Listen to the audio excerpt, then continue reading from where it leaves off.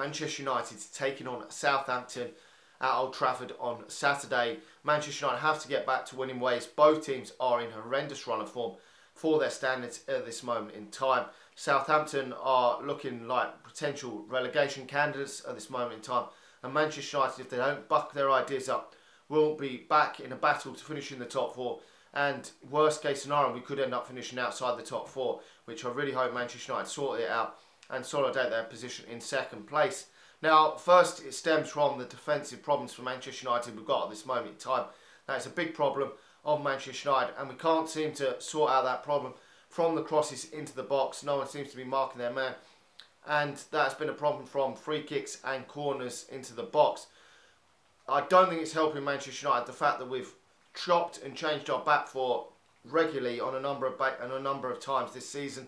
We don't seem to know what our best back four is at all. David De Gea is superb in goal, no question about that, but Manchester United have chopped and changed this back four.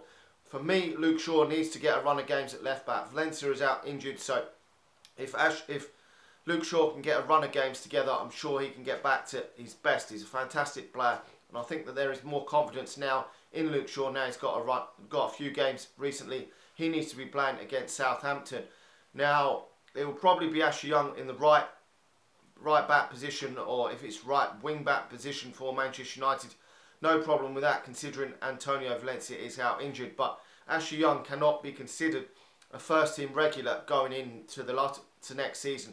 Manchester United have got to sort that problem out at left back and the right wing back position as well going into next season, because okay, you can get away with it on a few occasions, and Ashley Young has done an okay job for Manchester United, but if Manchester United want to be winning Premier Leagues and Champions Leagues, we cannot be playing the likes of Ashley Young at left back or right back on a consistent basis. Now, the centre half positions has been a problem as well for Manchester United. We've got a number of centre halves that we could play. So that is why we can play a back three as well as a back four. It does work for Manchester United with the options that Manchester United do have at their disposal. But I mean, I would presume that Phil Jones will be ready to start against Southampton, but it's who he plays alongside him probably will be the question for Manchester United. Marcus Rojo was banned. There was talk that Marcus Rojo would be banned, but it's no longer the case because it's gone past the halfway mark of the season. So 5 yellow cards is wiped out, which is great news. He could choose to partner him with Chris Smalling, Marcus Rojo, or Lindelof. I mean, we have got Eric Bailly out injured, who is our best centre-back at this moment in time, but we still should be sorting out this defence. We've also got Axel Tuanzebe, who was on the bench for that game against Burnley, so Manchester United do have options. I mean, Chris Smalling may still be injured, so if that is the case, then I would presume he'll go for Marcus Rojo alongside Phil Jones. Now, he will most likely go for a two-man midfield, I reckon, anyway, so I reckon he'll go for Matic and Pogba in midfield. A lot of people want to see a three-man midfield, but I'm not too sure he's going to do that at this moment in time. He has brought a number of youngsters into the first team training. A lot of them, besides Callum Gribbin, were training on their own as a group of youngsters. There was the likes of Josh Bowie, I think, in there, and Angel Gomez was in there, who hasn't played for the under-23s yet, which does indicate to me that he will probably now be moved up to the under-23s.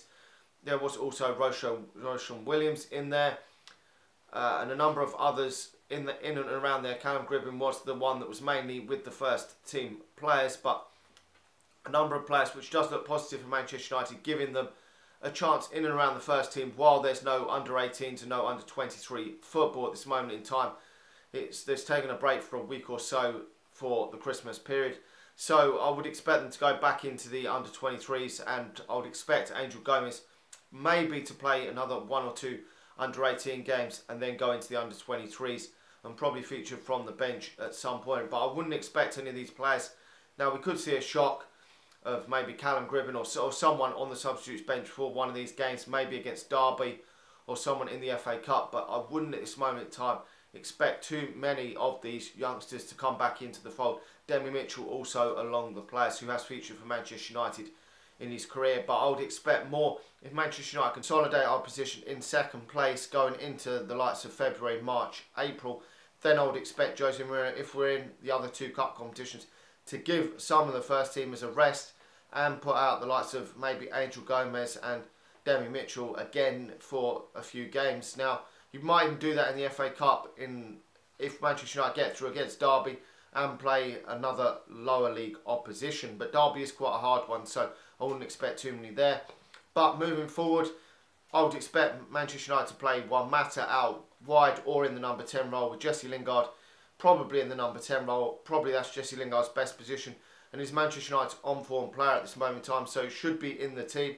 Will always for me at this moment be a squad player, but a very, very useful squad player for Manchester United. And you need players like that in and around the Manchester United squad that will perform well for maybe 6, 7, 8 games a season, and will also give you 6, 7, 8 out of 10 performances on a number of occasions, and will be happy to sit on the substitutes bench and loves Manchester United. Now, it will probably be, if Anthony Martial is back fit, him out wide with Romelu Lukaku up front. It'll be something like that team anyway. I think Marcus Rashford will probably come out. He hasn't been in the best of form of lately, and I would expect Zlatan also to be along the substitutes bench. Southampton haven't been in the best run of form at all lately. They're languishing down near the bottom of the table, just above the drop zone. But they've got some dangerous players, the likes of Gabby Adini, Redmond, Tadic, Ward-Prowse could all cause Manchester United some problems. So Manchester United have got to be on their game, and we've got to sort out the crosses into the box, because Manchester United far too often are conceding goals from crosses into the box like we did in the last 2 games. Got to make sure we've got the men on the post, sort out that defence, organise who is picking up their man in the defence, and watch out for Southampton. But they're could cause Manchester United problems. They were, though, pretty poor against Tottenham, so that does give me confidence going into this game that Manchester United could beat these. But Harry Kane was on really good form in that game. Oh, and also they had some very good performances from Eriksen and Dele Alli. So Manchester United have got to up their game, because Tottenham played very, very well in order to still beat Southampton. But Southampton are not performing well, so their confidence will be low. I think Manchester United will hopefully get this job done. I'm going to go for Manchester United winning this game 2-1. Let me know your thoughts in the comment section below. Do you think Jose Mourinho is going to switch it up a bit, maybe bring in another youngster at some point, shock Manchester United fans? Let me know in the comment section below. Like the video, subscribe to the channel if you're new, and I'll talk to you all again soon.